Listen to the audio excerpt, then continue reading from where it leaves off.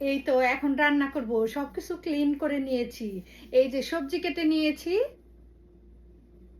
বেগুন আর বটবটি, আর এই যে কই মাছ ক্লিন করে ধুয়ে নিয়েছি। তবে রান্না করার আগে আপু ভাবি ভাইয়ারা একটা কথা বলি, আপু ভাবিদের জন্য, যারা আপনার শ্বশুরবাড়ির সংসারে পায়ের উপর পা তুলে বসে খায়, তাদের জন্য বলছি। এই যে খাওয়ার পরে দেখবেন যারা বলে লবণ হয় নাই, ঝাল হয়েছে, হলুদ বেশি, তাদের জন্য কি করবেন, রান্না করার কোনো দরকার নেই।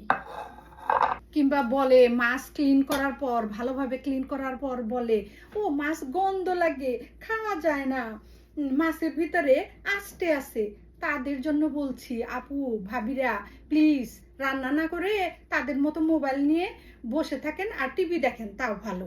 আর বাইরে শুধু অর্ডার করেন, যখন মানি যাবে তখন বুঝবে তারা যে হলো রান্না করতে কত ঠেলা, কত কষ্ট আর পয়সা যায়।